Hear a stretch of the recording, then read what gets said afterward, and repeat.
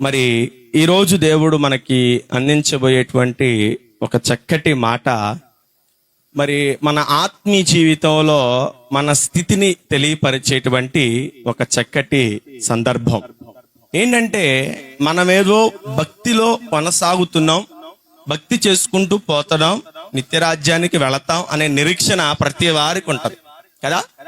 భక్తి చేసిన ప్రతి వారికి ఒక నిరీక్షణ ఏంటంటే, నేను చేసే భక్తి నన్ను మోక్షానికి నడిపించేది అని అనుకుంటారు. మంచిదే, భక్తి చేస్తున్నప్పుడు ఆ మాత్రం నిరీక్షణ ఉండాలి. నిరీక్షించే ప్రతి వారికి ఈ దినాన ప్రభు మాట్లాడమంటున్నటువంటి మాట, నిరీక్షణ ఉండడం చాలా మంచిది, చాలా మంచి నిరీక్షణ. అందరూ అదే నిరీక్షణలో కొనసాగండి. కానీ ఈ నిరీక్షణలో మనం నేర్చుకోవాల్సిన పాఠాలు కొన్ని ఉన్నాయి. మనం చేరబోయేటువంటి మహిమాలోకంలో భక్తి ద్వారా మాత్రమే చేరిపోతామంటే అందరూ భక్తే చేస్తారు, మిగతాది ఏమీ చేయరు. అంతేనా? దేవునికి మహిమ కలుగును గాక. అందరూ భక్తే చేస్తారు, మిగిలింది ఏమీ చేయరు. కానీ మనము చేసే భక్తి మనల్ని మోక్షానికి నడిపించాలంటే మనం తీసుకోవలసిన కొన్ని విషయాలు, నిర్ణయాలు, ఆలోచనలు.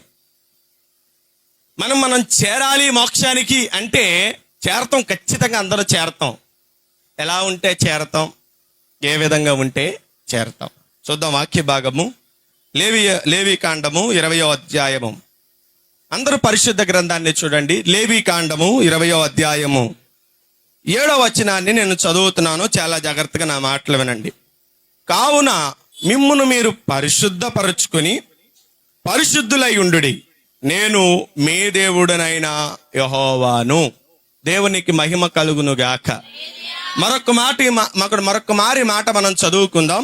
వాక్య భాగంలో భక్తుడైనటువంటి మోషే ఇశ్రాయేలీయులకు తెలియపరుస్తున్నటువంటి మాట ఏమిటంటే, కావున మిమ్మును మీరు పరిశుద్ధ పరచుకొని. ఆ పరిశుద్ధ పరచుకొని అన్న మాట కాడ ఇలా రాసుకోండి. ఏంటంటే ప్రతిష్టపరచుకొని, ప్రతిష్ఠించుకొని అంటే దేవుని కొరకు మనల్ని మనం ప్రతిష్ఠించుకోవాలి.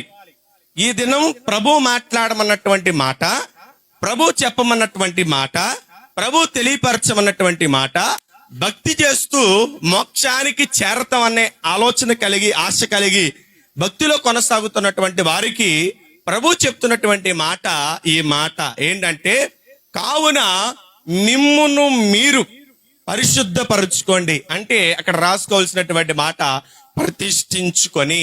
దేవుని కొరకు ఏం చేయాలి తెలుసా? ప్రతిష్ఠించుకోవాలి. నువ్వు భక్తి చేస్తున్నావు కరెక్టే, భక్తి నిన్ను మోక్షానికి నడిపించింది. అదే అంటున్నాడు కదా ఏబుతో తన స్నేహితుడు, నీ భక్తి నీకు ధైర్యం పుట్టించదా? నీ భక్తి నిన్ను మోక్షానికి నడిపించదా?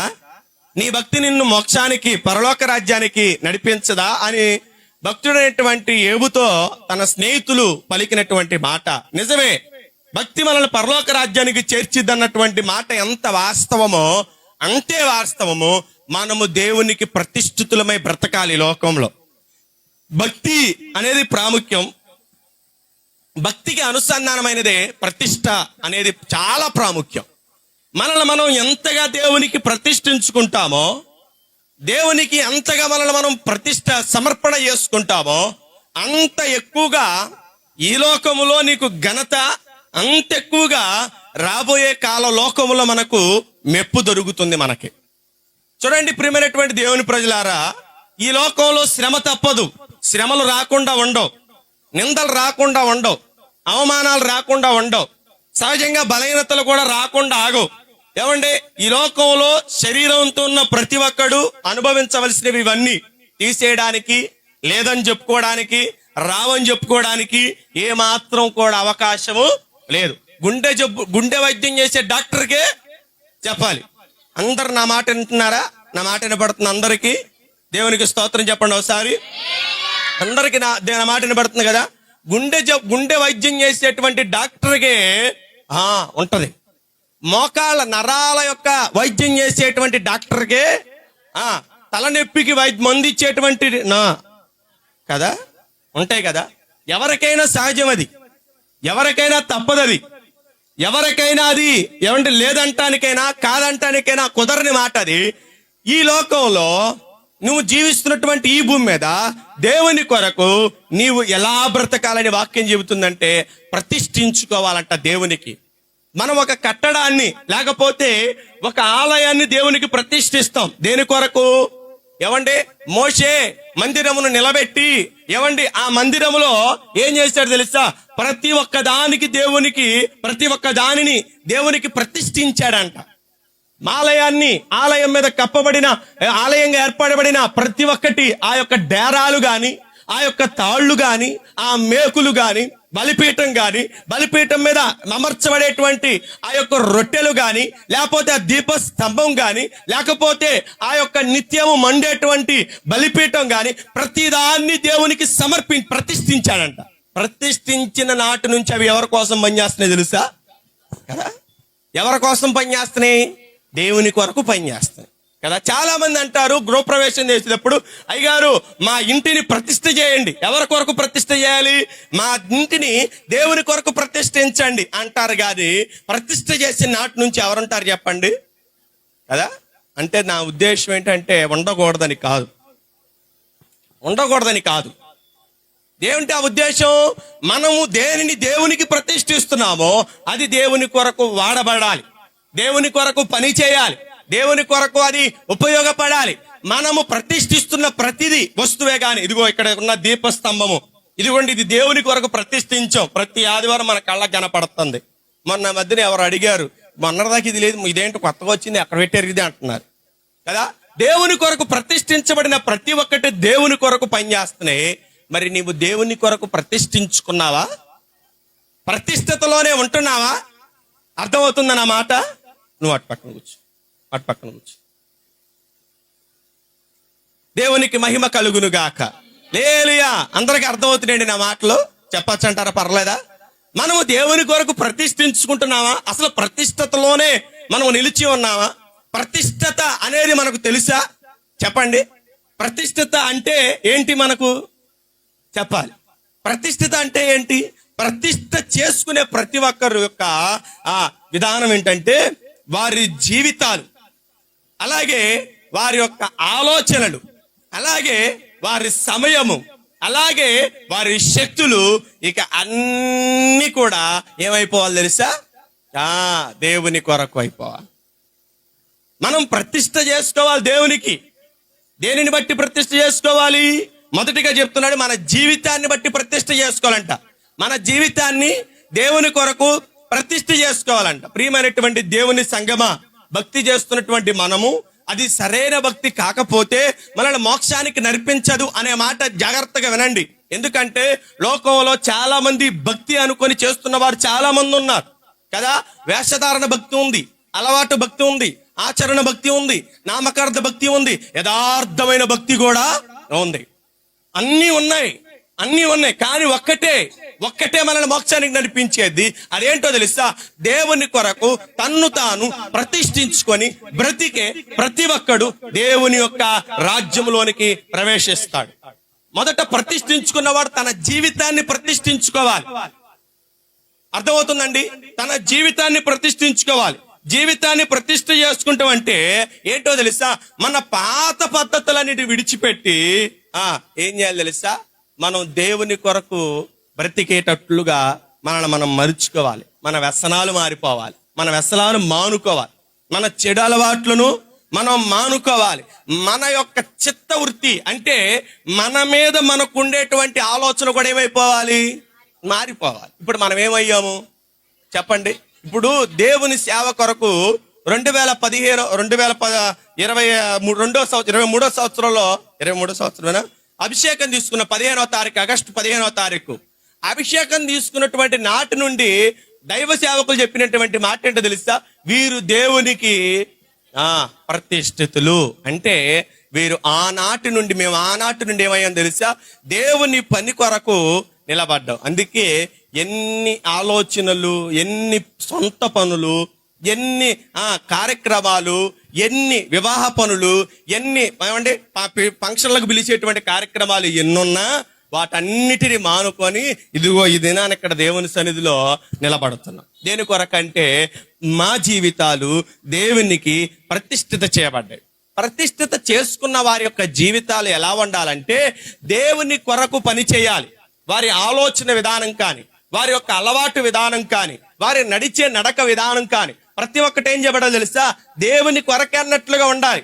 అంతేగాని మేము దేవునికి ప్రతిష్ఠ చేసుకున్నామని చెప్పి ఏమంటే ఫంక్షన్లకు వెళితే ఫంక్షన్లకు పరిగెట్టడం, మేము దేవునికి ప్రతిష్ఠ చేసుకున్నామని చెప్పి ఏమంటే వాళ్ళెవలో పిరుతున్నారని చెప్పి వాళ్ళ వెనకాల పరిగెట్టడం, లేకపోతే ఏమండి మనం దేవునికి ప్రతిష్ఠ చేసుకున్నామని చెప్పి ఆదివారమే పని వచ్చిందండి, పనికి వెళ్ళకపోతే ఉద్యోగం పీకేస్తారని చెప్పి ఉద్యోగానికి వెళ్ళడం, దేవునికి ప్రతిష్ఠ చేసుకున్నామండి అని చెప్పి ఇంకా వ్యసనాలు మానకుండా ఉండడం, దేవునికి ప్రతిష్ఠ చేసుకున్నామండి అని చెప్పి అనుకొని ఏమంటే మన యొక్క పద్ధతులు వైఖరి మార్చుకోకుండా ఉండడం, ఇది కాదు దేవునికి ప్రతిష్ఠ చేసుకోవడం అంటే. సంసోనుతో అతని తల్లితో దేవుని దూత మాట్లాడుతుంది తెలుసా, ఇతడు నాజీరు చేయబడినటువంటి వాడు, ఇతడు నాజీరు వ్రతం ఉంది, ఇతడికి నాజీరు వ్రతం ఉంది కాబట్టి ఏం చేయాలి తెలుసా, తల్లిగా మొట్టమొదట నీవేం చేయాలో తెలుసా, ద్రాక్షారసము మత్తు కలిగించేటువంటివి, ద్రాక్షారసానికి సంబంధించినవి దేనిని నీ నోట తాకకూడదు, అపవిత్రమైన వాటి జోటికి వెళ్ళకూడదు, అపవిత్రమైన స్థలాలకు నువ్వు పోకూడదు. ఎందుకంటే నీ గర్భమున పుట్టేది ఎవరో తెలుసా, ఒక ప్రతిష్ఠితుడు, నాజీరు చేయబడినటువంటి వాడు. అతడు దేవుని కొరకే పుట్టాలి, అతడు దేవుని కొరకే పని చేయాలి, ఎదుగుదలలో దేవుడు కనపడాలి, అతడు చేసే ప్రతి పనిలో దేవుడు కనపడాలి, దేవుడు అతడిలో కనపడాలి. కాబట్టి ఇతడు ఎలా ఉండాలో తెలుసా, దేవుని కొరకు నాజీరు చేసుకున్నవాడు కాబట్టి వాడు అపవిత్రమైన చోటికి ఎక్కడికి వెళ్ళకూడదు, అపవిత్రమైన వ్యసనాలు వాడు ఏ మాత్రం అలవాటు చేసుకోనకూడదు. దేవుని కొరకు నాజీరు చేయబడిన వాని యొక్క జీవితము అలా ఉండిద్ది. మనం కూడా ఏదో బాప్తీసం తీసుకున్నామండి, ఏదో బల్లారథంలో పాల్పంపులు పొందుతున్నామండి, ఏదో ఆదివారం మందిరంకి వస్తున్నామండి, ఏదో మాకు తోచిన చందా వేస్తున్నామండి, ఏదో దశం భాగం ఇస్తున్నామండి, ఏదో బియ్యం పట్టుకొచ్చేస్తున్నామండి, ఇదేనండి జీవితము, ఇదేనండి భక్తి, ఇదేనండి దేవుని యొక్క క్రియలు, ఇదేనండి అని అనుకుంటాం. చాలా పొరపాటు అది. నువ్వు సందా తీయడం వలనో బియ్యం తేవడం వలనో దేవుడు పోషించబడడు. అవి అవసరం సేవకుడికి మాత్రమే. సేవకుడు ₹1 ఇస్తే అది సేవలో ఉపయోగించి ఇక్కడ కాకపోయినా ఇంకొక చోటైనా చక్కగా దేవుని పరిచర్యను కొనసాగిస్తాడు. దేవుడికి ఏమి అవసరం లేదు. యెషయా భక్తుడు అన్నాడు, కొండ మీద పశువులన్నీ ఎవరివయ్యా, నీవే కదా, అడవిలో పశుపక్షాలన్నీ ఎవరివి, నీవే కదా, నువ్వు పట్టి పోషించేట బట్టి దేవుడు బ్రతకట్లేదు. ఇవన్నీ నీకు ఇమ్మని చెప్పేందుకోసం తెలుసా, దేవుని పరిచర్య ఆగకుండా జరిగించడం కొరకు. మరి నీ జీవితంలో దేవుని కొరకు ప్రతిష్ఠిత చేయబడినటువంటి విధానం ఉందా? పద్ధతులు మారాలి. మనం దేవునికి ప్రతిష్ఠిత చేసుకున్నామంటే మన జీవిత వైఖరి మారాలి, జీవిత విధానం మారిపోవాలి, జీవిత పద్ధతులు అలవాట్లు మారిపోవాలి. దేవుని కొరకు నేను ప్రతిష్ఠిత చేసుకున్నానండి అంటే ప్రతిష్ఠిత చేయబడిన వాడు ఏం చేయాలో తెలుసా, దేవుని పని మాని వేరే చోటకు అస్సలు వెళ్ళకూడదు. 15వ తారీఖు చెప్పాను యవనస్తులకి, అయ్యా మీరిద్దరూ నిలబడి దేవుని సన్నిధిలో తెల్ల వస్త్రాలు వేసుకొని దేవుని కొరకు నిలబడండి. ప్రార్థిస్తుంటే అంశాలు చెప్తుంటే దేవుని కొరకు నిలబడి మీరు చక్కగా ప్రార్థన చేస్తూ ఉంటే ప్రార్థనలో ఎదుగుతారు, ప్రార్థనలో బలపడతారు, ప్రార్థనలా చేయాలని నేర్చుకుంటారు. ప్రార్థన భారం ఏంటో తెలిసిద్ది. ప్రార్థించేవాడికే ప్రార్థన భారం తెలిసిద్ది, ప్రార్థించేవాడికే ప్రార్థనలో ఉన్న పట్టుదల తెలిసిద్ది. ప్రార్థించినప్పుడు కార్యాలు జరగకపోతే దుఃఖము కలిగిద్దండి లోపల. ప్రార్థించేవాడు ప్రార్థనలో నిలబడలేకపోతే అయ్యో నేను చేసే ప్రార్థన, నేను చేసే యొక్క చిన్నపాటి ప్రార్థన దేవుని సన్నిధి చేరట్లేదు. ఇంత కాదు ప్రార్థన పెంచాలి, ప్రార్థనను ఇంకా ముందుకు కొనసాగించాలి, ప్రార్థన కొరకు ఇంకా నేను సమయాన్ని కేటాయించాలని ప్రార్థన చేసేవాడికే, ప్రార్థనా పరుడికే ప్రార్థన విలువేంటో తెలిసి. నువ్వు దేవుని సన్నిధిలో నిలబడినప్పుడు, దేవుని సన్నిధిలో దేవుని సేవకుడి మధ్య నువ్వు నిలబడినప్పుడు దేవుడి నీ మీద ఉంచిన ఒక భారం, నీ జీవితము దేవుని కొరకు ప్రతిష్ఠిత చేయబడితే, నీ జీవితము దేవుని కొరకు ప్రతిష్ఠించుకుంటే వేరే ఆటల మీద నీ మనసు అస్సలు రాదండి. వారిద్దరి గురించే కాదు, ఇంకా మీ వారి గురించి కూడా చెప్తున్నాను. దేవుని కొరకు మన జీవితాలు ప్రతిష్ఠించబడాలి. ప్రతిష్ఠించబడిన వాడు ఏం చేస్తాడో తెలుసా, ఆదివారం దేవుని సన్నిధికి, దేవుని మందిరానికి క్రమం తప్పకుండా, ఆలస్యం లేకుండా, ఏమంటే మందిరాన్ని ఎగ్గొట్టాలన్న ఆలోచన రాకుండా ఏమంటాడో తెలుసా, నేను నా జీవితాన్ని ప్రభువుకు అర్పించాను, ఈ దినాన్ని నేను వ్యర్థంగా వేరొక దానికి నేను కదా.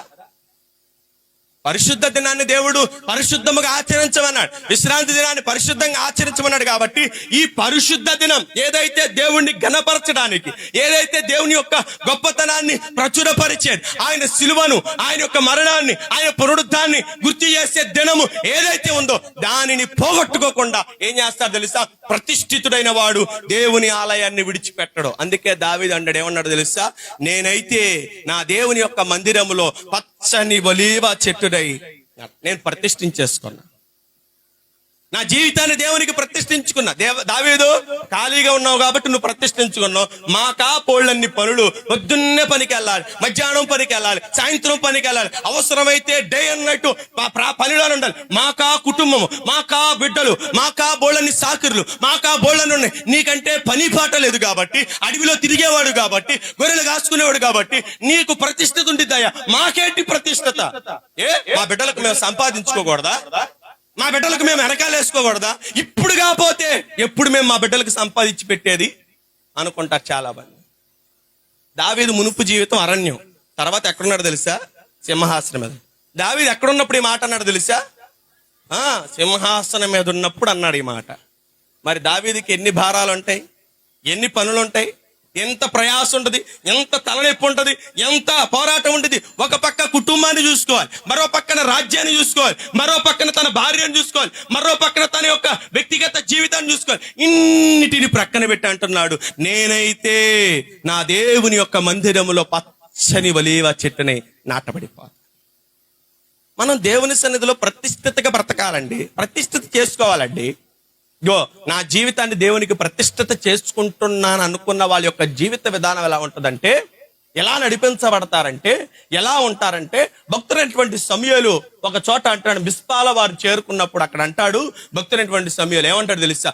మీ నిమిత్తము ప్రార్థన చేయకుండుట నాకు ఎలా ఉంటుందో తెలుసా? అది పాపం. అయ్యా ఇశ్రాయేలులారా, మీ నిమిత్తము ప్రార్థన చేయడానికి, మీ నిమిత్తము దేవుని వద్ద మొర్రపెట్టుకోవడానికి, మీ వద్ద దేవుని దగ్గర సమాధానం అడగడానికి మీరు ఎంత వ్యతిరేకంగా దేవునికి తిరగబడినా, ఎంత వ్యతిరేకంగా నాకు తిరగబడినా, కానీ నా డ్యూటీ ఏంటో తెలుసా? మీ కొరకు నేను ప్రతిష్ఠించుకున్నాను. ఏదేమైనప్పటికీ కూడా ఏం చేయాలి తెలుసా? నేను ప్రార్థన చేయాల్సింది, నేను ప్రార్థన చేయాల్సింది.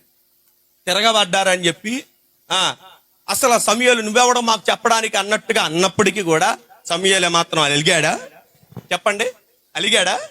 చిన్న మాట అంటే అలిగే వాళ్ళు ఎక్కువైపోయారు ఈ మధ్యన కదా.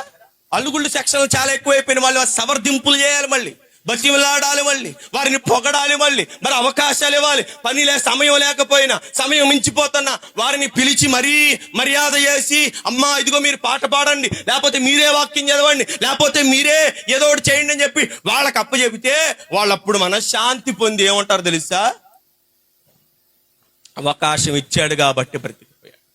లేకపోతే చూడండి ప్రియమైనటువంటి దేవుని ప్రజలారా, మనం ఏం చేసుకోవాలి తెలుసా? దేవునికి ప్రతిష్ఠిత చేసుకోవాలి. ప్రతిష్ఠిత అనేది మన జీవితంలో లేకుండా ఎంతకాలం నువ్వు భక్తి చేసినా, ఎంతకాలం నువ్వు ప్రార్థన, ఎంతకాలం నువ్వు మందిరానికి నడిపించబడినా నీ జీవితంలో ప్రతిష్ఠిత అనేది లేదు. కాబట్టి నీవు దేవునికి ఇష్టడుగా బ్రతకలేవు, దేవుని నీ క్రియల ద్వారా సంతోషపరచలేవు, దేవుణ్ణి తృప్తిపరచలేవు.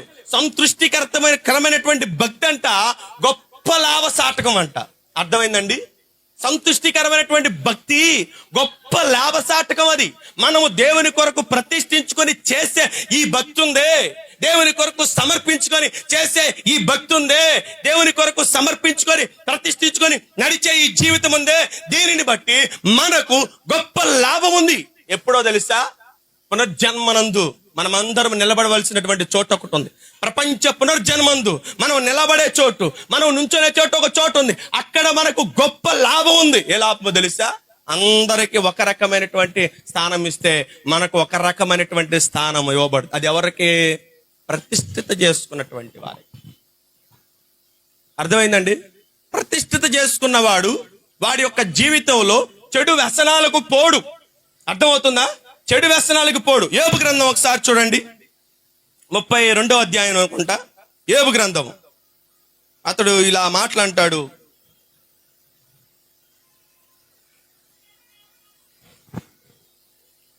31వ అధ్యాయము మొదటి వాక్యాన్ని నేను చదువుతున్నాను, చూడండి. నేను నా కన్నులతో నిబంధన చేసుకుంటుని, కన్యకను నేను ఎలాగూ చూడను. అలాగే 9వ వచనాన్ని చూడండి. నేను నా హృదయమున పరస్త్రీని మోహించిన ఎడల, నా పొరుగు వాని భార్యను నేను పొంచిన ఎడల. చూడండి, ఇక్కడ అతని యొక్క జీవితంలో దేవుని కొరకు తను ఏ విధంగా బ్రతుకుతున్నానని తెలియపరుస్తున్నాడంటే, ఇదిగో నా కన్నులతో నేను నిబంధన చేసుకుంటుని. దేవుని కొరకు ప్రతిష్ఠించుకున్న వారి యొక్క జీవితంలో చెడు అలవాట్లు గాని, చెడు వ్యసనాలకు గాని, చెడు వ్యామోహాలకు గాని, చెడు యొక్క కార్యక్రమాలు గాని వాడు పోడు. ఎందుకోసం తెలుసా? వాని మీద ప్రతిష్ఠిత అనే వస్త్రము కప్పబడి ఉంది కాబట్టి. ప్రతిష్ఠిత అనే వస్త్రము వానికి తొడిగి ఉంది కాబట్టి, ప్రతిష్ఠింపబడిన వాడి యొక్క జీవితము చెడుకు, పాపానికి, అపవిత్రమైన వాటికి ఎలా ఉంటాడో తెలుసా? వాడు దూరంగా బ్రతుకుతాడు. ఏమైనా మన యొక్క జీవితంలో మనం ఎప్పుడైనా ఇలాంటి విధానం కలిగి ఉన్నామో లేదో మనం పరిశీలన చేసుకోవాలి. ఏంటంటే మనం ఎంతకాలం ప్రార్థన, ఎంతకాలం దేవుని సన్నిధిలో భక్తి చేస్తున్నా ప్రతిష్ఠిత అనే విధానం మన జీవితానికి లేదనుకోండి, మొదటిగా మనం దేవుని కొరకు బ్రతకలేము. అలాగే లోకంలో పాపాన్ని జయించి మనం బ్రతకలేం, జీవించలేం. సంసోను ప్రతిష్ఠితుడే, కానీ పాపాన్ని జయించలేకపోయాడు. దేవుని వరమును పొందుకున్న సొలొమోను కూడా ప్రతిష్ఠితుడే, కానీ తన యొక్క జీవితంలో పరిశుద్ధంగా బ్రతకలేకపోయాడు. ప్రియమైనటువంటి దేవుని ప్రజలారా, పరిశుద్ధంగా బ్రతకాలి అనే తాపత్రయం నీకుంటే, పరిశుద్ధంగా జీవించాలి అనే తాపత్రయం నీకు కనుక ఉంటే, పాపము నిన్ను విడిచి దూరముగా పారిపోయిద్దండి. చెడు నిన్ను విడిచి దూరముగా పారిపోయింది. దావీదు ఒక చోట అంటాడు, ఏమంటాడు తెలుసా? అబద్ధమాడు వారు నాకు అసలు నా నగరంలో, నా పట్టణంలో, నా వీధిలో, అసలు నా రాజ్యంలో, నా యొక్క మందిరంలో వాడిని అసలు ఉంచను. ఎందుకంటే నా దేవునికి నేను ప్రతిష్ఠిత చేయబడ్డాను కాబట్టి నేను ఎలా ఉండాలని కోరుకుంటున్నానంటే అపవిత్రమైన ప్రతిదానికి నేను దూరంగా. ప్రియమైనటువంటి దేవుని ప్రజలారా, దేవుని కొరకు మనం ప్రతిష్ఠిత చేసుకోవాలి, ప్రతిష్ఠించబడాలి. మనం ప్రతిష్ఠించబడాలంటే ఏం చేయాలండి? ఏం చేయాలి? దాని కొరకు ప్రత్యేకంగా అభిషేకం ఉంటుందా? దాని కొరకు ప్రత్యేకంగా తైలంతో, ఒలీవ నూనెతో తైలాభిషేకం ఏమైనా చేస్తారంటే ఇది తైలాభిషేకంతో వచ్చే ప్రతిష్ఠిత కాదు, నిన్ను నీవు నిలబెట్టుకునే విధానాన్ని బట్టే వచ్చే ప్రతిష్ఠిత కదా. అభిషేకించబడినటువంటి అహరోను కుమారులిద్దరూ దేవునికి అన్యాజ్ఞని అర్పించారు. అభిషేకించబడిన సౌలు కూడా దేవునికి ఏమయ్యాడు తెలుసా? వ్యతిరేకంగా నిలబడ్డాడు. అభిషేకం పొందుకున్న నాటి నుంచి నీ జీవితంలో అభిషేకం పొందుకున్న వారు కూడా పడిపోయారండి. ఆ దినాల్లో కాదు, ఈ దినాల్లో కూడా అభిషేకం పొందుకున్న వారు కూడా పడిపోయారు. కానీ ప్రియమైనటువంటి దేవుని ప్రజలారా, దేవుని కొరకు ప్రతిష్ఠించుకున్న దావీదు ఏం చేయబడ్డాడు తెలుసా? పాపము తనను పడవేయాలని ప్రయత్నం చేసిన ఒక మారు పడిపోయాడు. తర్వాత ఏం చేయబడ్డాడు తెలుసా? తన్ను తాను నిలబెట్టుకున్నాడండి. అందుకే దావీదుని గురించి చెప్తున్న మాటలో ఒక చోట అంటాడు, ఏమంటే తెలుసా? దావీదు ఆ పాపము తప్ప మరి ఏదియు నా ఎదుట లేదు. అసలు ఆ ఒక్కటి తప్ప మిగతాది ఏమీ లేదు దావీదులో. నాకేది కనపడలేదు. ప్రియమైనటువంటి దేవుని ప్రజలారా, దేవుని కొరకు ప్రతిష్ఠించుకున్నటువంటి నీ జీవితంలో నీవు నడవవలసిన విధానాన్ని ప్రభువారికి తెలియపరుస్తున్నాడు. నీ జీవితాన్ని దేవుని కొరకు ప్రతిష్ఠించుకున్నవాడు ఆదివారం ప్రార్థన మానేడు. ప్రతిష్ఠించుకున్నవాడు దేవుని సన్నిధిలో స్తుతి జరుగుతుంటే మౌనంగా ఎవరు ఉండరు. ప్రతిష్ఠించుకున్నవాడు దేవుని యొక్క మందిరాన్ని విడిచిపెట్టి లోక సంబంధమైన కార్యక్రమాలకు, లోక సంబంధమైనటువంటి పనులకు, లోక సంబంధమైనటువంటి చోట్లకు వారు వెళ్ళరు. ఎందుకంటే వాని మీద ఈ ప్రతిష్ఠిత పనిచేస్తుంది కాబట్టి. అర్థమవుతుంది నా మాటలు? పర్లేదా? ఉపయోగకరంగా ఉంటుందా?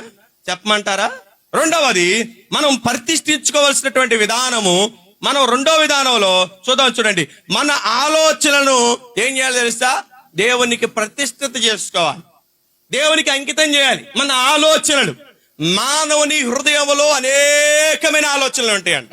సుమారుగా ఒక దైవజనుడు చెప్పాడు, గంటకి ఒక మనిషిని ఆలోచన 3,400, 30,000, 3,400 ఎన్నో ఆలోచన, 30,400 ఆలోచనలు. ఒక మనిషి యొక్క ఆలోచన విధానం అందుట్లో స్త్రీలకి మరి ఎక్కువగా ఉంటాయి. అర్థమవుతుందా? పురుషుల యొక్క ఆలోచన విధానం తక్కువైతే స్త్రీల యొక్క ఆలోచన విధానం ఎక్కువ. అందుకే అప్పుడప్పుడు కుటుంబాల్లో తలనొప్పి కార్యక్రమాలు జరుగుతూ ఉంటాయి. ఆలోచన విధానం పెరిగిపోయి వారికి జ్ఞానం ఎక్కువైపోయి ఏమవుతుందో తెలుసా, కుటుంబాల్లో గలిబిలు ఎక్కువ. ఆ మనుష్యుని యొక్క ఆలోచనను దేవునికి, మన యొక్క ఆలోచనను దేవునికి ఏం చేయాలి తెలుసా, ప్రతిష్ఠించుకో. చూడండి 2వ దినవృత్తాంతాల గ్రంథం 10వ అధ్యాయం 5వ వాక్యం. 2వ దినవృత్తాంతాల గ్రంథము 10వ అధ్యాయము 5వ వాక్యము చదవండి.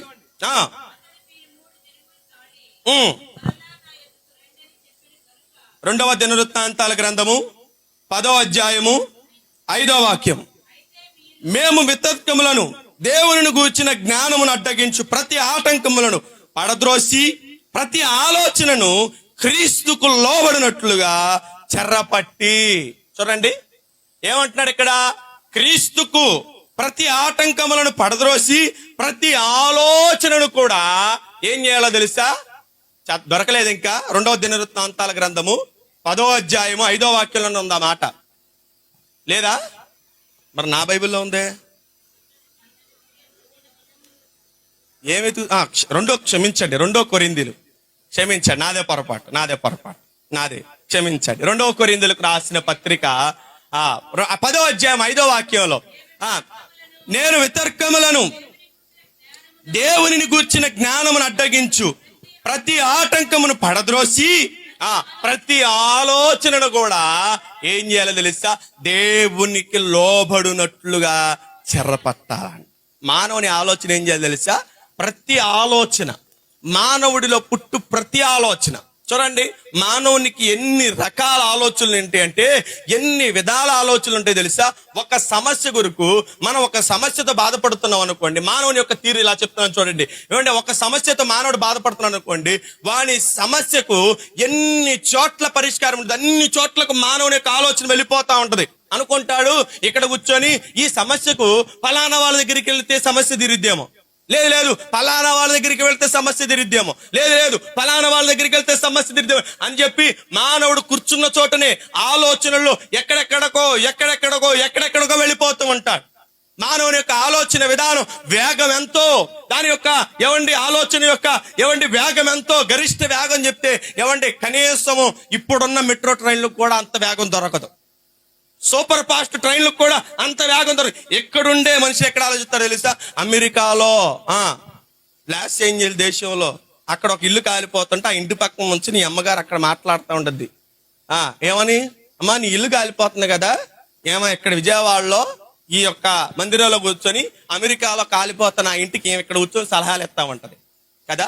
మనిషిని యొక్క ఆలోచన విధానం, మనుషుడు చెడు చేయడానికైనాను, మంచి చేయడానికైనా, లేకపోతే లోక సంబంధమైన ఏదైనా పడిపోవడానికి గల కారణం ఏంటో తెలుసా, ఆలోచనే. మానవులో పుట్టు ప్రతి ఆలోచనను ఏం చేయాలి తెలుసా, దేవునికి ప్రతిష్ఠించాలి, దేవునికి ఇచ్చేయాలి, దేవునికి మనం సమర్పించాలి. ఇప్పుడు అనుకోవాలి, దేవునికి సమర్పించుకున్న తర్వాత ఇదిగో నాలో పుట్టు ప్రతి ఆలోచన, నాలో పుట్టు కలుగు ప్రతి ఆలోచన దేవునికి సమర్పించాను. దేవుడు నన్ను నడిపించి విధానంలో నేను నడుస్తాను తప్ప మానవరీత్యా నేను ఏ ఆలోచన మార్గాన్ని నేను ఎన్నుకో. సామెతల గ్రంథంలో రాయబడింది, ఒకని దృష్టికి వాని ఎదుట ఎంచబడిన మార్గము సరైనదిగా కనబడొచ్చు గాని నడిపించిందంటండి మరణానికి నడిపించి.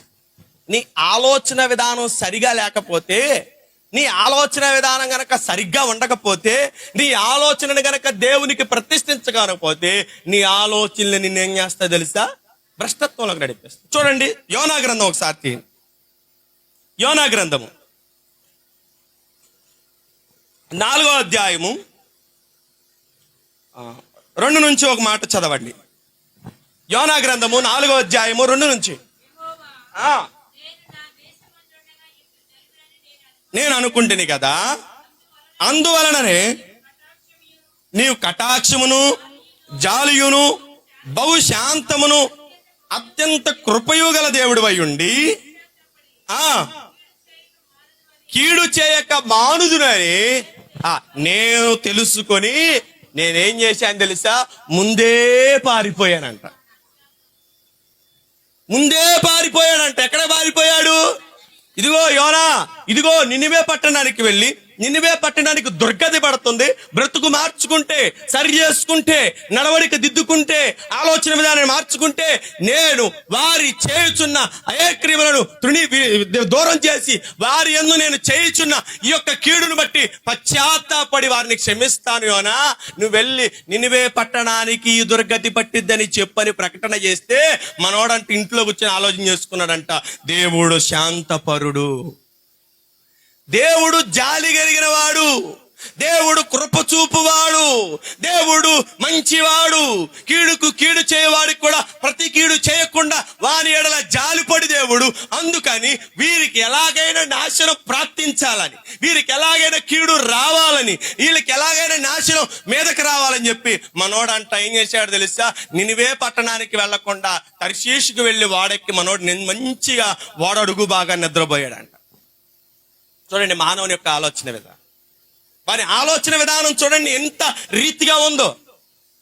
మానవుని యొక్క ఆలోచన విధానాన్ని తెలియపరుస్తూ యోనా యొక్క ఆలోచన విధానం మనకు ఉండకూడదు. ఎందుకంటే దేవుడు సెలవిస్తున్నాడు, ప్రతి వారిని ప్రేమించండి, కీడుకు ప్రతిగా మేలు చేయండి.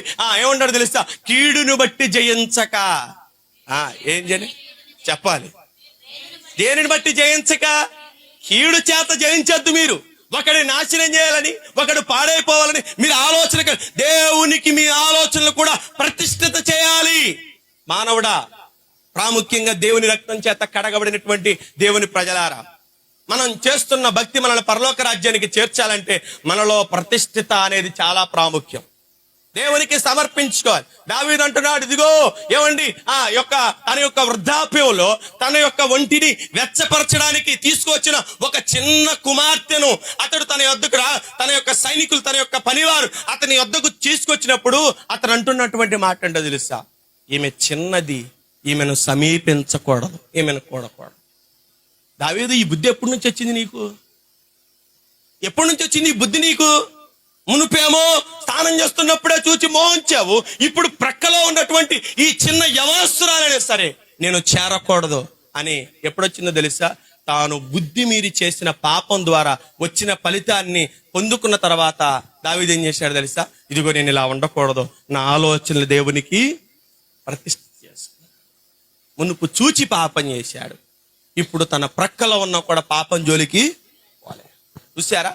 నువ్వు దేవునికి ప్రతిష్ఠిత చేసుకుంటే నీ జీవితం ఎలా ఉంటుందో, నీ జీవిత విధానం ఎలా ఉంటుందో. సొలొమోను దేవుని ప్రతిష్ఠిత చేయబడి దేవుని యొక్క పరిపాలన కింద, దేవుని యొక్క చేతి కింద పరిపాలించబడాల్సినటువంటి వాడు ఏం చేశాడు తెలుసా? వెళ్ళి ఏం చేయాలి? నువ్వు అమాలేకీయులను హతమార్చు. ఇది నా కోపం, ఇది నా కోపం. ఇశ్రాయేలులు ఐగుప్తు నుంచి వస్తున్నప్పుడు వారికి ఎదురుబడి వారు యుద్ధమైనను చేయుటకు వీలు లేనప్పుడు, యుద్ధమైన రానప్పుడు, యుద్ధం చేయడానికి కూడా వారికి అవకాశం లేనప్పుడు, యుద్ధము చేయడం వారికి రానప్పుడు వారి మీదకి అమాలేకీయులంట అతల్ని అడ్డగించి, ఇశ్రాయేలుని అడ్డగించి వారిని ఆటంకపరిచిన విధానం నాకు జ్ఞాపకం ఉంది. నువ్వు వెళ్ళు, వారిని ఏం చేయాలి తెలుసా? వారి మీద ఉన్న నా తీక్షణమైనటువంటి కోపాన్ని నువ్వు నెరవేర్చేయి అని చెప్పి సొలొమోనుకి చెప్తే, సౌలుకి చెప్తే సౌలు అంట ఏం చేశాడు తెలుసా? అందరినీ చంపేశాడు. మనోడు విజయోత్సవంతో ఇంటికి వచ్చి పండగ చేసుకుంటున్నాడు.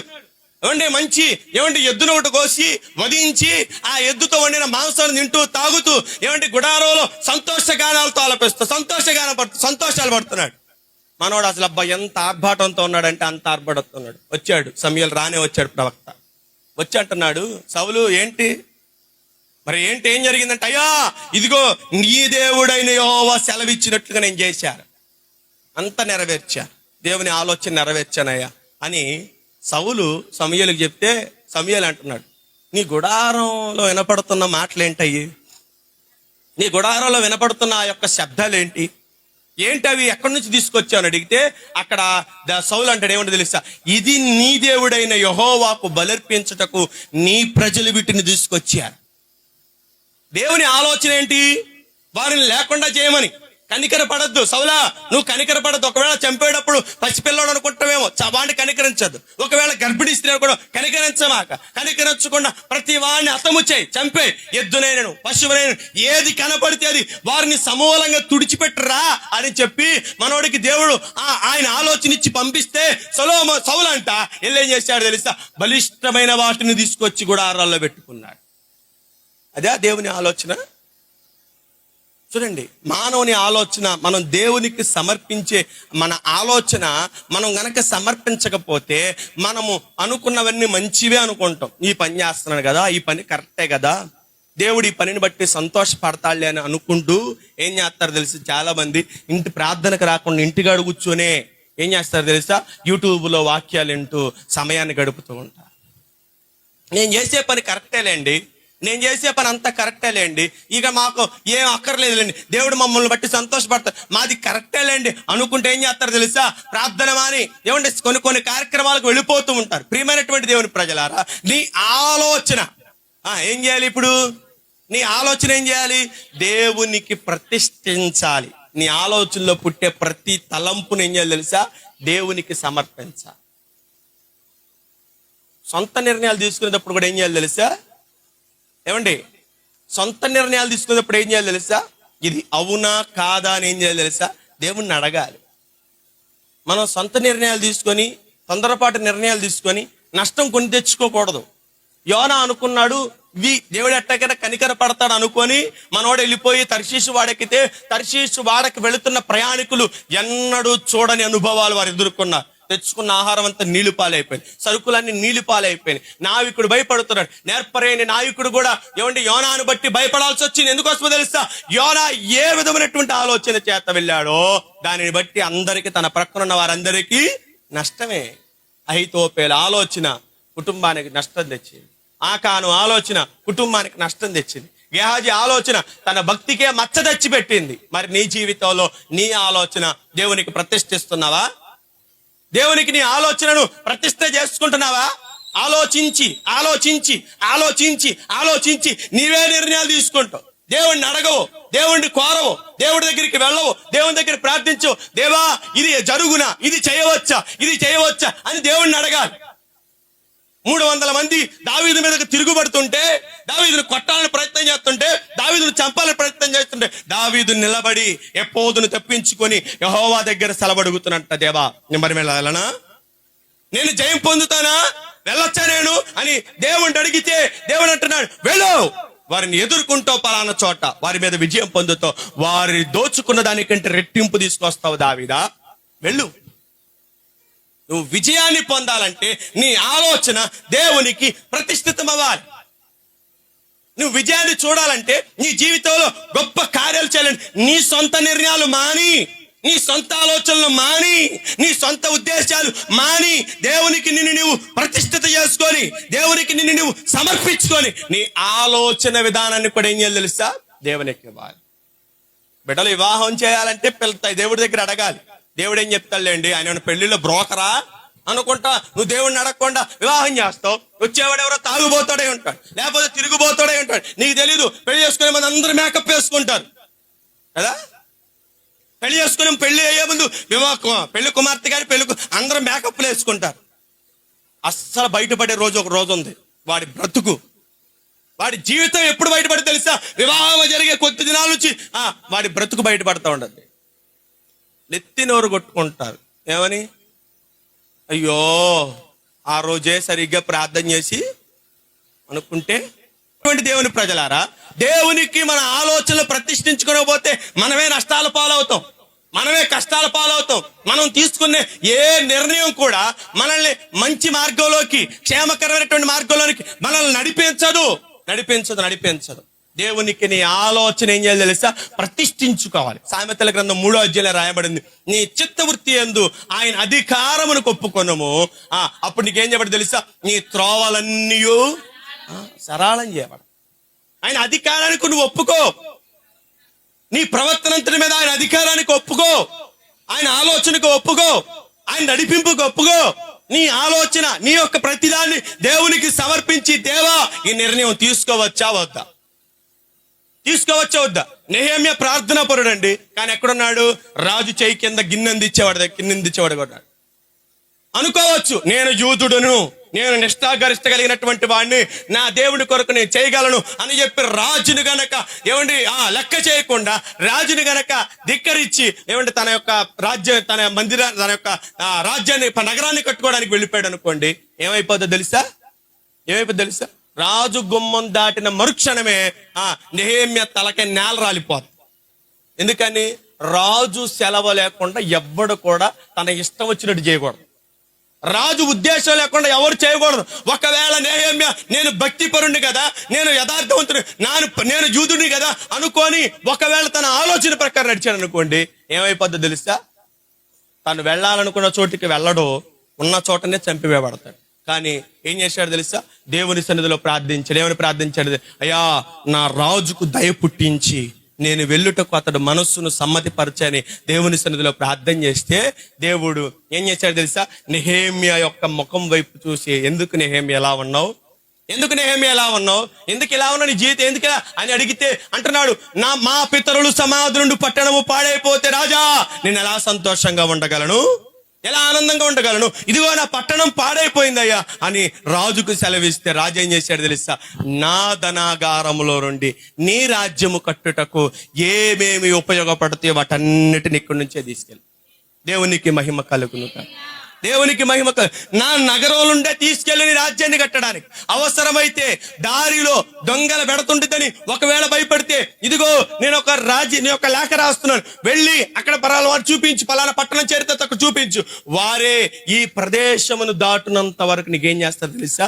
సహాయము చేస్తారు. నీ ఆలోచన దేవునికి సమర్పించాలి. తొందరపాటు నిర్ణయాలు, తొందరపాటు ఆలోచనలు ఒకవేళ నీ జీవితంలో తీసుకున్నావు అనుకో, ఏమైతే తెలుసా? ఇంటిల్లపాది ఏడుతో కూర్చోవడమే. తొందరపాటు నిర్ణయాలతో పొలవమ్మి, తొందరపాటు నిర్ణయాలతో స్థలం అమ్మి తెచ్చుకున్న డబ్బంతా ఇంట్లో పెట్టుకొని ఏం చేశాడు తెలుసా? అననీయ సపేర అన్నటువంటి వారు వెళ్ళిపోయారు. అయ్యా, మేము సేవ కొరకు అర్పించేస్తాం, సేవ కొరకు మేము దానం చేస్తాం, మా ఆస్తినంతా అమ్మేస్తాం అని చెప్పి వెళ్ళిపోయి తొందరపాటు నిర్ణయంతో అక్కడ ప్రమాణం చేసి అక్కడ నిబంధన చేసుకొని ఇంటికి వచ్చిన తర్వాత స్థలం అమ్మేసరికి ఏమైందో తెలుసా? వారు ఊహించినంత డబ్బు వచ్చింది. భార్య ఎరుకనే కొంత తీసి దాచుకున్నాడు మనోడు. తర్వాత భవిష్యత్తుని ఆలోచించుకున్నాడండి. ఉన్నాయి అమ్ముకోవడం దేనికి, ఇప్పుడు అమ్మిన దాంట్లోనే దేవునికి మహిమ కలుగును గాక. అర్థమవుతుంది నా మాటలు? చెప్పచ్చంటారా? కొంచెం కాసేపు చెప్పచ్చంటారా? ఇంకా చెప్పచ్చంటారా? ఒకసారి మీ అంగీకారాన్ని తెలియపరచండి. కొంతమంది అన్నారు, ఎందుకురా సోదా, మేము తెలియందా, మాకు ఎరగందా, మేము చెప్పందా, మానుకో అన్నట్టుగా చెప్తున్నారు. అందరూ ఒకసారి హల్లెలూయా, హల్లెలూయా, హల్లెలూయా. మాదంతా నీవే మా దేవా, మా రాజు యెహోవా. మాదంతా మా దేవా,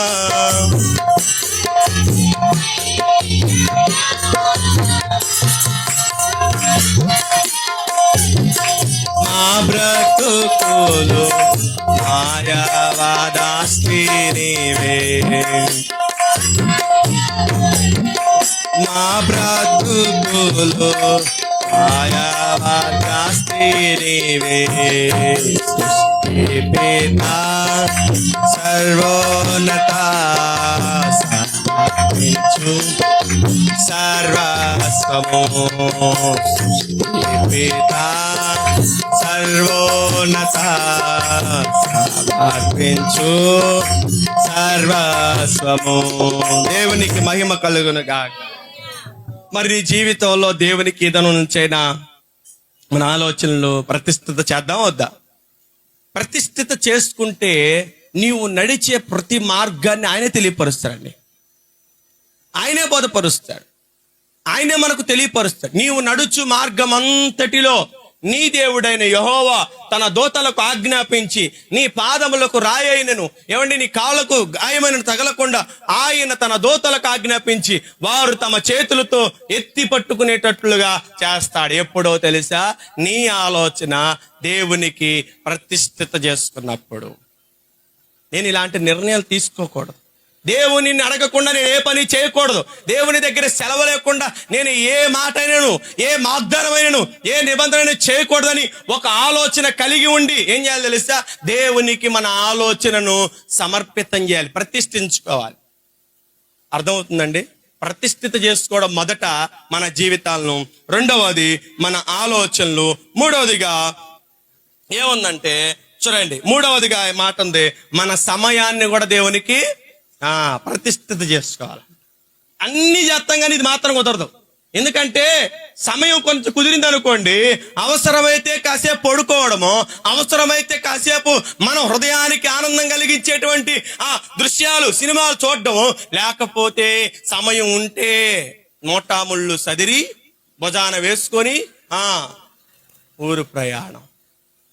నేను ఎప్పుడు అనుకుంటా సమయానికి ఆదివారం కర్మాన్ని ముగిచ్చేద్దామని ఎప్పుడు ఆలోచిస్తూ ఉంటా. కానీ దేవుడు ఏం చేస్తాడు తెలుసా? నా ఆలోచనకు విరుద్ధంగా చేస్తూ ఉంటాడు. ఎందుకంటే నేను ఎప్పుడు ఆలోచిస్తూ ఉంటా, దేవుడా ఎందుకు అయ్యేటట్టు పెట్టంట ఇలా చేస్తావు, నేను అనుకున్న టయానికి ముగించే వాక్యం ఎప్పుడైనా నాకు ఇవ్వా అంటే నేను ఎప్పుడు ప్రార్థించినా, ఎప్పుడు అడిగినా సమయానికి మించిన వాక్యం నాకు దొరుకుతుంది తప్ప, దేవుడు ఇస్తున్నాడు తప్ప ఏ రోజు సమయానికి ముగించే వాక్యం నాకు అందుబాటులో. ఎందుకని ఆలోచిస్తుంటే మనోళ్ళు వచ్చే సమయం ఒకసారి గమనించు, మనోళ్ళు వచ్చే సమయాన్ని ఒకసారి గమనించు.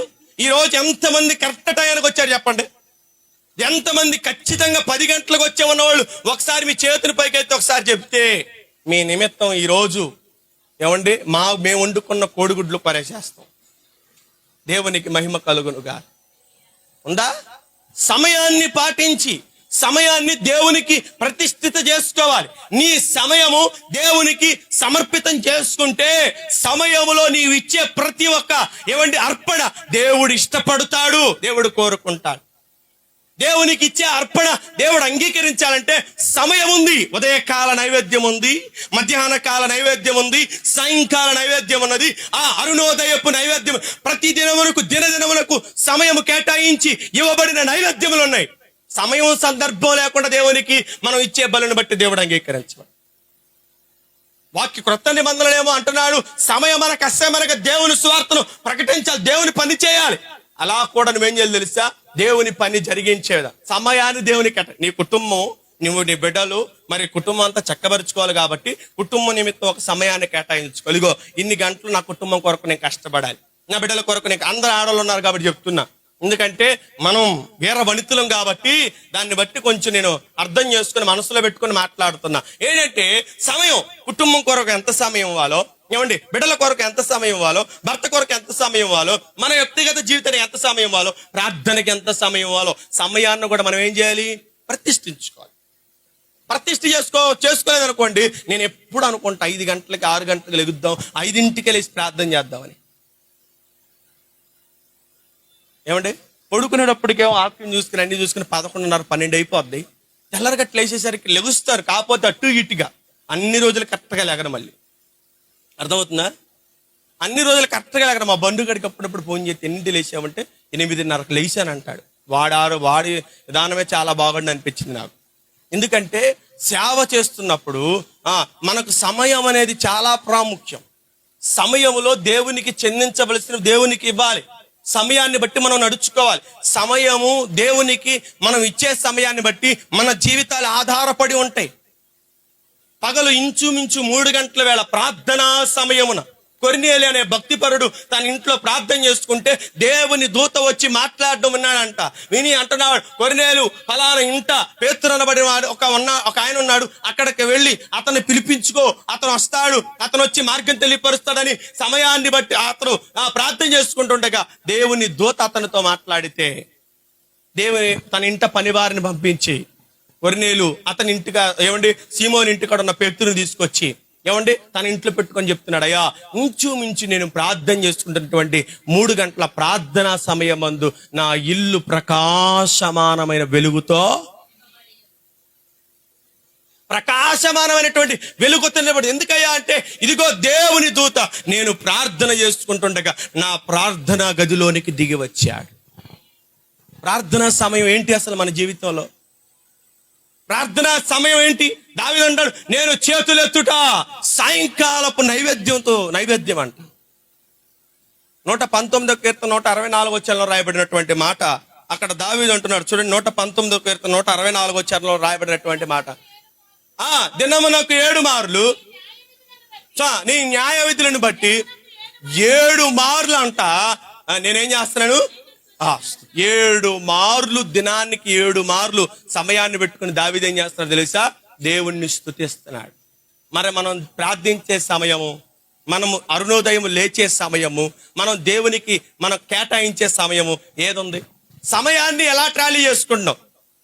సమయాన్ని దేవునికి ఏ విధంగా ఇస్తున్నాం? ఇంటికాడ ఉన్న మనము ఏమండి ఇంట్లో పని పాటలు చూసుకొని అయిపోయిన తర్వాత ఖాళీ దొరికిందని చెప్పి మనం కదా సోమరి వాని చేను దాటేటప్పుడు అంట దేవుడు దాని వైపు చూడ్డంట. సోమరి వాని చేరు దాటి వెళ్ళిపోతాడంట దేవుడు. ఎందుకోసమో తెలుసా? వాడు సమయం ఎరుగక ఏం చేస్తాడు తెలుసా? నిద్రపోతాడు. సోమరి వాని చేను దాటిపోతాడంట దేవుడు. ఎందుకోసమో తెలుసా?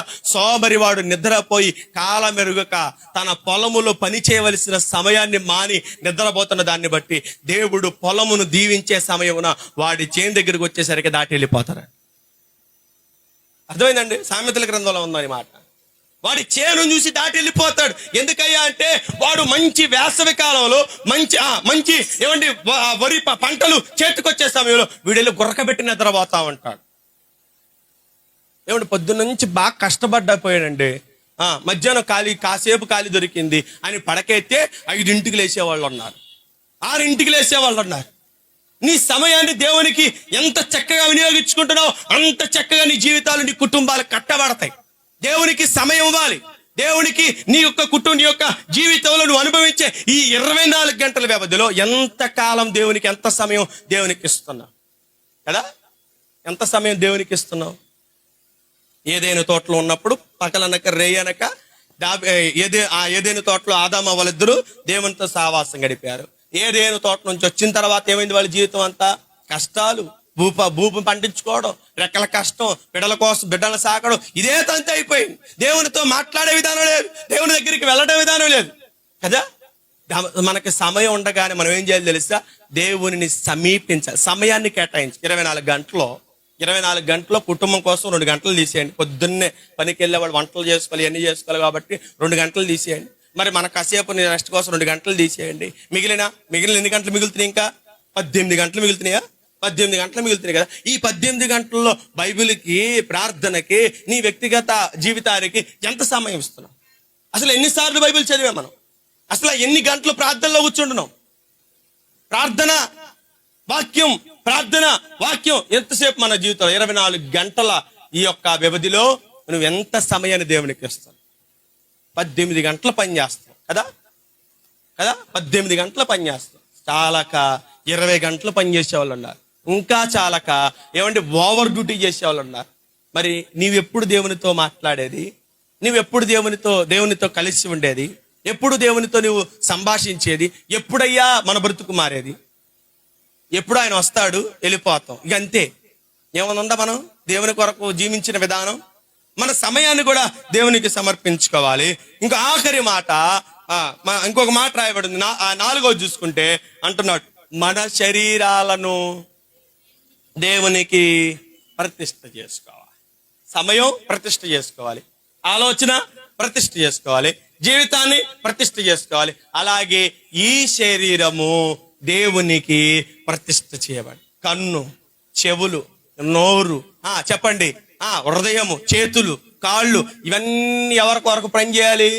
12 రోమీయులకు రాసిన పత్రిక 12వ అధ్యాయం 1వ వాక్యంలో రాయబడినటువంటి మాట, సహోదరులారా, పరిశుద్ధమును దేవునికి అనుకూలములైన సజీవ యాగముగా, చూడండి ఏమంటారు తెలుసా? సజీవ యాగముగా మీ శరీరములను ఏం చేయాలి తెలుసా? దేవునికి శరీరాలు ఏం చేయాలి? దేవునికి సమర్పించుకోవాలి కదా.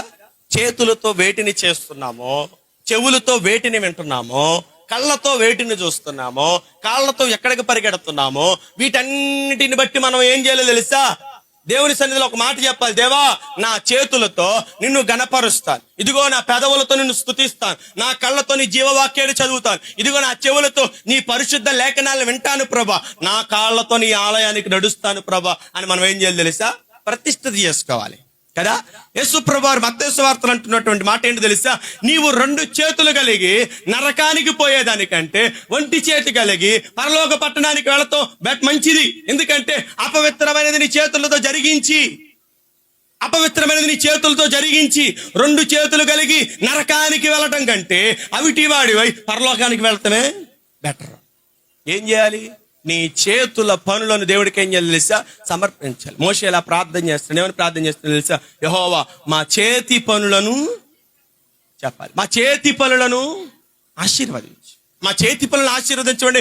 ఏ పనులు చేయమని ఆశీర్వదించమని అడుగుతున్నాడు చెప్పండి? ఏ పనులు చేస్తే ఆశీర్వదిస్తాడు దేవుడు? నీ చేతి పనులు. అపవిత్రమైన తాగితే దేవుడు దాన్ని ఆశీర్వదిస్తాడా? మోసకరమైనవి చేస్తే దేవుడు ఆశీర్వదిస్తాడా? ఏమండి, పాప సంబంధమైన నీ చేతులతో జరిగిస్తూ ఉంటే దేవుడు ఆశీర్వదిస్తాడా? అక్రమంగా అన్యాయంగా ఒకరిని చంపుటకు, ఒకరిని ఏమండి లేకపోతే ఒకరి మీద వేరే వేరే విధాలుగా జరిగించడానికి ఈ చేతులతో పనిచేసినప్పుడు దేవుడు మన చేతి పనులను ఆశీర్వదిస్తాడా? వాక్య భాగాలు రాయబడింది. ఏమని రాయబడింది తెలుసా?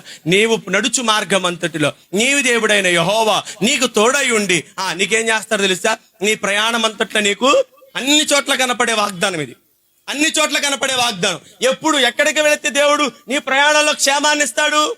ఎక్కడికి నడిస్తే దేవుడు నీ ప్రయాణంలో క్షేమాన్ని ఇస్తాడు?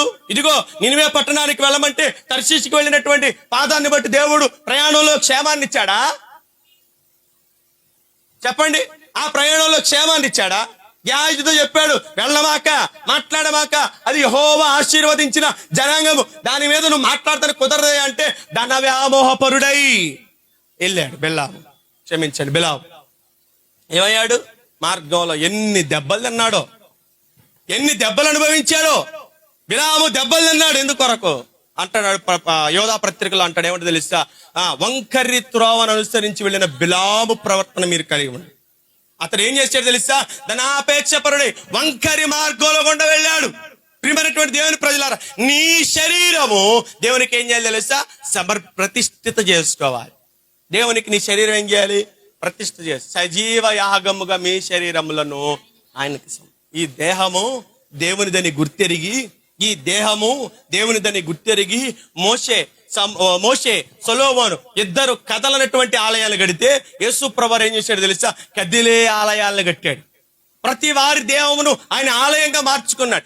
ఈ దేహము దేవుని ఆలయమని గుర్తెరిగి, మనము విలువ పెట్టబడిన కొనబడిన వారమని గుర్తెరిగి శరీరముతో జరిగించే ప్రతి కార్యక్రమం దేవునికి మహిమార్థముగా ఉండాలి, దేవుణ్ణి మహిమపరిచేదిగా ఉండాలి.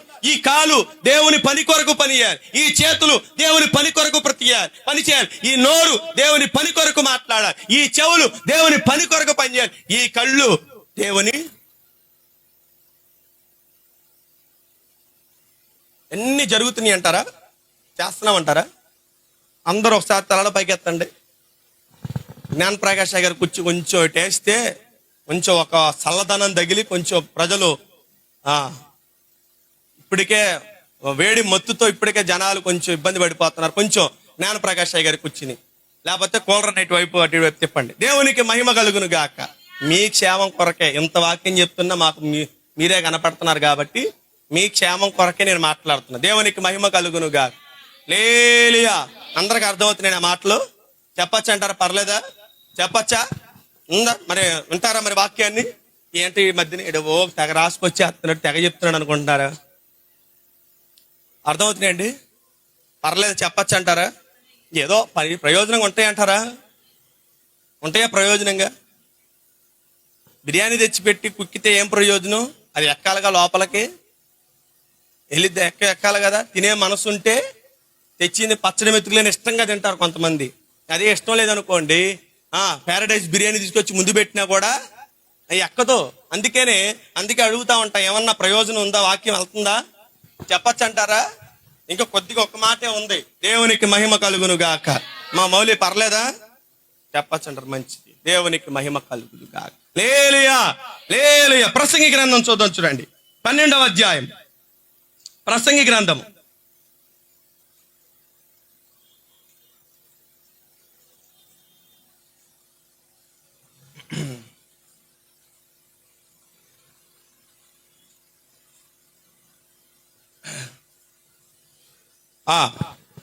క్షమించండి, 11వ అధ్యాయము 9వ వాక్యము.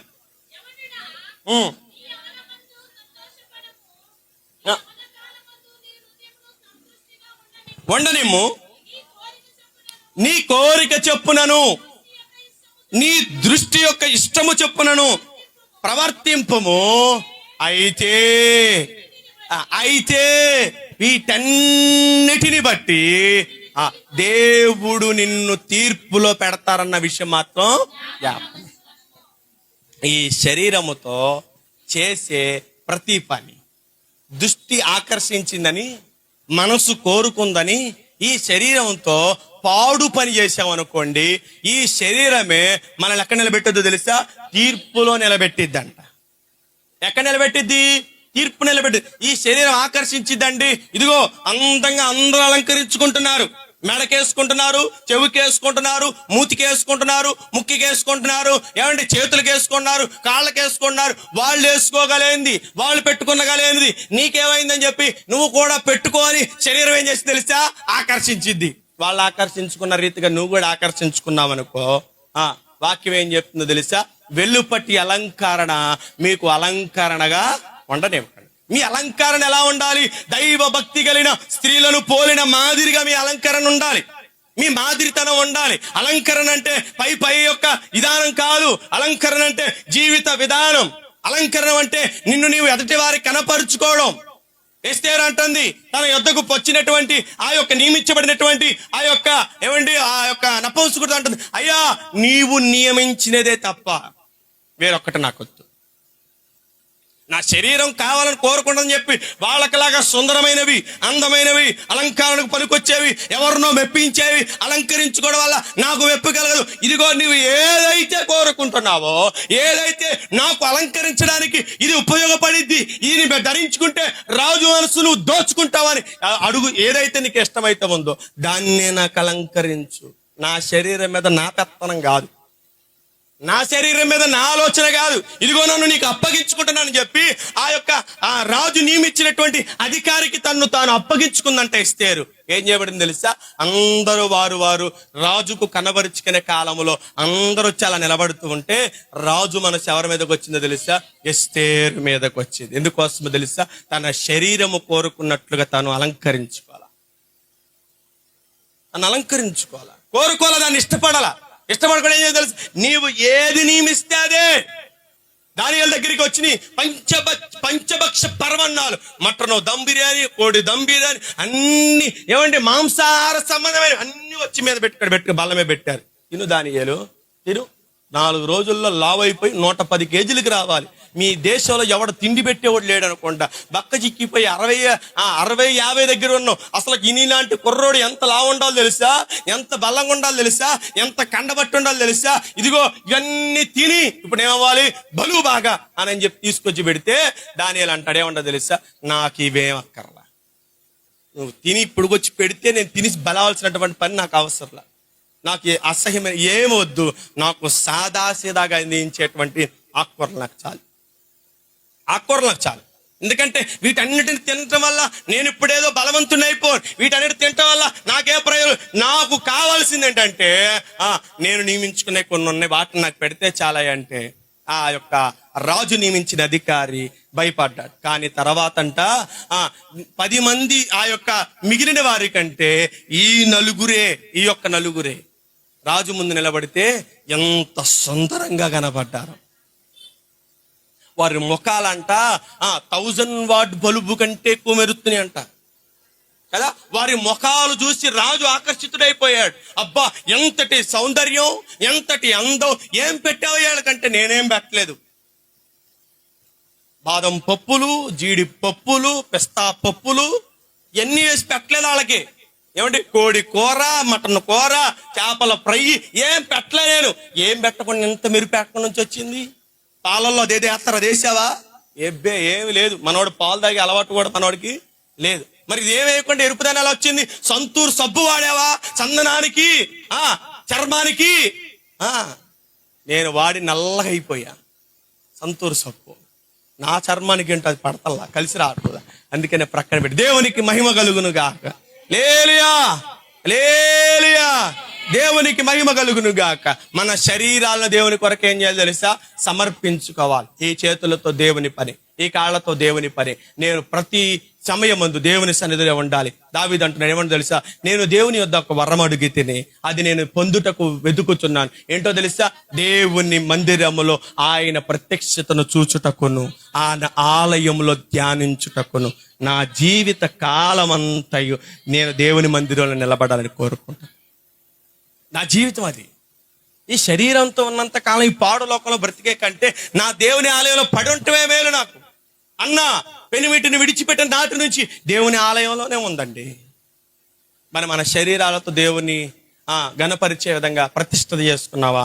లాకర్ది లాస్ట్ మాట ఇంకొకటి, మన శక్తులు కూడా, అంటే మన బలం కూడా దేవునికి ప్రతిష్ఠితం అవ్వాలి. ఏమవ్వాలంట? మన బలాన్ని కూడా ప్రతిష్ఠిత చేసుకోవాలి. అంటారు, ఏమంటారు తెలుసా? ఏమండి, నేను తీసుకున్న ఆహార నియమాలను బట్టే, లేకపోతే నాకున్న బలాన్ని బట్టి నేను ఎన్ని చేయగలుగుతున్నాను అని ఏం చేయాలి తెలుసా? మన బలాన్ని కూడా దేవునికి ప్రతిష్ఠిత చేయాలి. పౌలు భక్తుడు అన్నాడు, నేను ఎప్పుడు బలహీనుడనో అప్పుడే బలహీనతల్లో ఏమంటున్నాడు అక్కడ? నా బలహీనతలు ఏమిటి? ఆయన కృప పరిపూర్ణ. నేను ఎప్పుడు బలహీన అవుతున్నానో అప్పుడు నాకు గొప్ప ధైర్యం ఏంటంటే, నా బలహీనతల్లో, నా శక్తిహీనతల్లో ప్రభు కృప పరిపూర్ణ. నా బలాన్ని బట్టి ఇప్పుడు కాదు నడిచే, నా బల ప్రయోగాలు కాదు ఇప్పుడు నన్ను నడిపించేది. మోషే ఇశ్రాయేలు చెప్తున్నాడు, మీరు ఒకవేళ అనుకుంటారేమో మీ యుద్ధ నైపుణ్యాన్ని బట్టి, మీ ఖడ్గాన్ని బట్టి, మీ బలాన్ని బట్టి, మీ సైన్యాన్ని బట్టి ఇశ్రాయేలురా మీరు ఒకవేళ అనుకుంటారేమో, కానీ జయించినది మీరు కాదు. ఎవరో తెలుసా? యెహోవాయే మీ పక్షమున ఇట్టి గొప్ప కార్యాలు చేసి. వారి ముందు నిలబడటానికి కూడా భయపడేటువంటి జనుల మధ్య కూడా వారికి ఏం చేశాడు తెలుసా? దేవుడు గొప్ప విజయాన్ని చేకూర్చాడు. ఎందును బట్టి? ఆయన బట్టి. మన శక్తి సామర్థ్యాలు మాకు కాదు యెహోవా, మాకు కాదు. 29వ కీర్తనలో రాయబడినటువంటి మాట ఏమన్నాను అక్కడ? మాకు కాదు యెహోవా, మాకు కాదు, నీ కృపాతిశయములకి కీర్తి కలుగునట్టు. చదవండి, ఆ మాట చదవండి.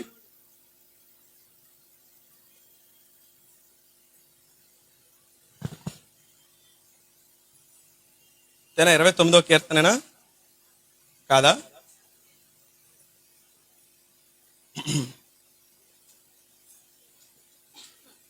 నూట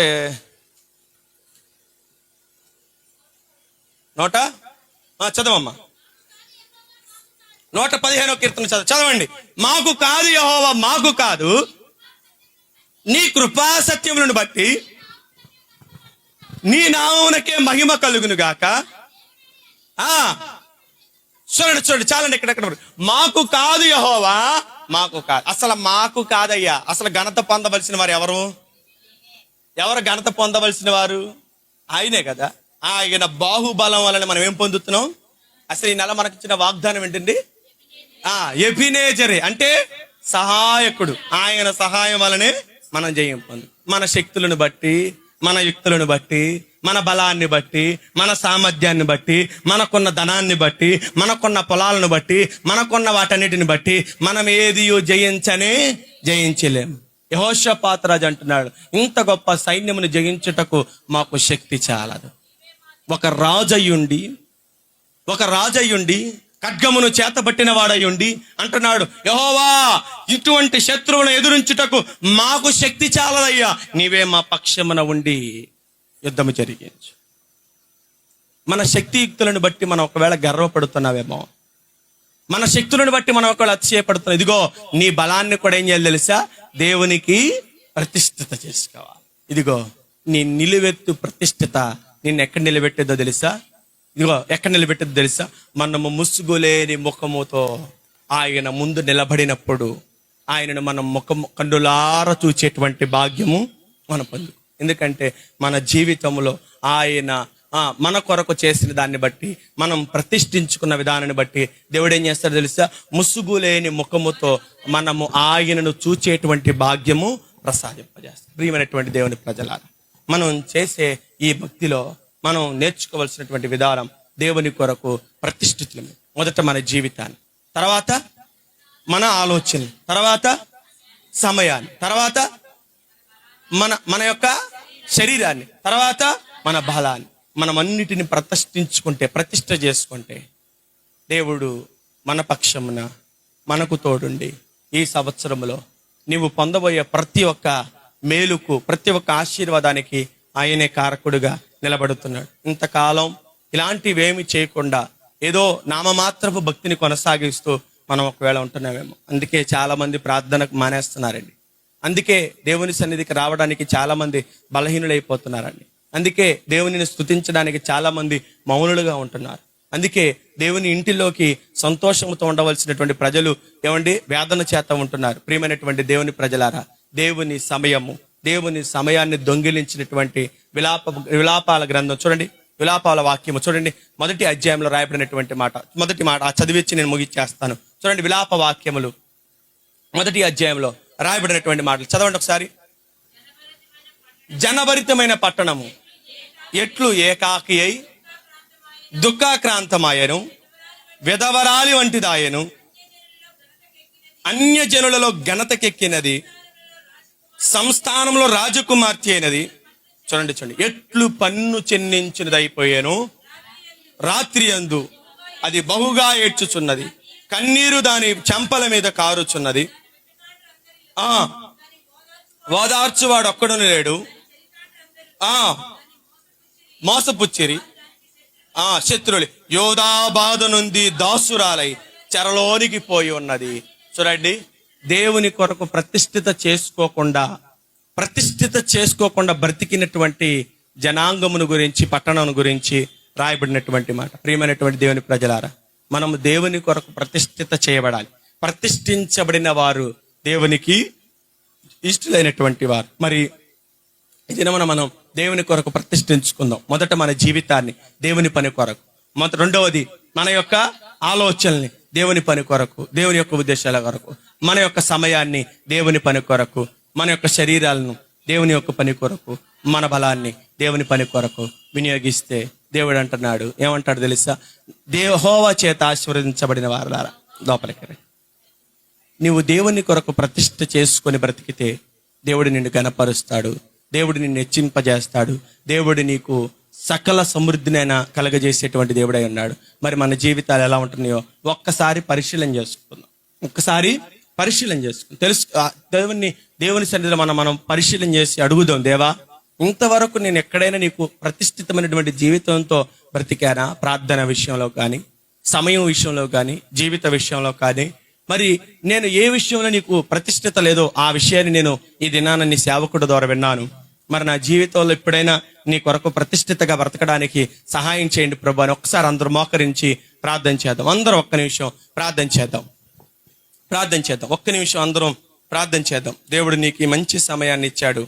దేవుడు ఇచ్చిన మంచి సమయాన్ని, దేవుడు నీకు ఇచ్చిన మంచి సమయాన్ని దేవుని కొరకు వినియోగిద్దాం. ఏమండి, ప్రార్థన చేద్దాం.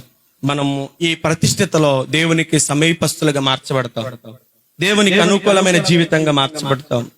మనము దేవునికి మరీ దగ్గరగా, దేవునితో ఆనందము పొందేటువంటి విధానంలోకి మనం వెళ్ళబడతాం. మరి ప్రతిష్ఠిత చేసుకో సహోదరి. నాజీరు అనేది శరీర సంబంధమైనది, మరి ఈ ప్రతిష్ఠిత నీ ఆత్మ సంబంధమైనది. నిన్ను నీవు ప్రతిష్ఠ చేసుకుని నిలబెట్టుకో.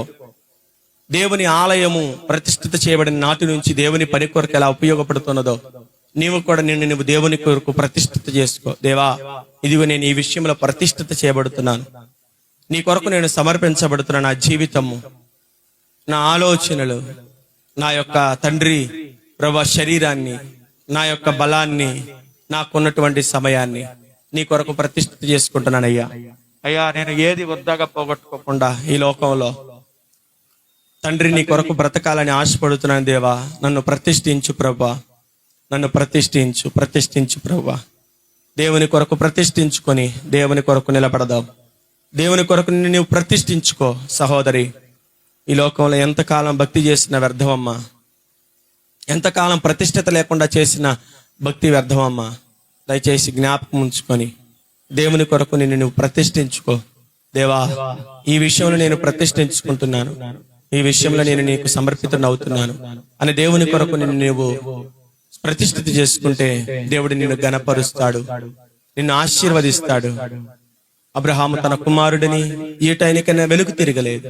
అయ్యా, నేను నీకు ప్రతిష్ఠితుడును, నీ అందే నేను విశ్వాసం, నీవే నాకు అతి ప్రియుడు అని చెప్పి అబ్రహాము తన కుమారుని కూడా ఈటలో వెనుతీరగలేదు.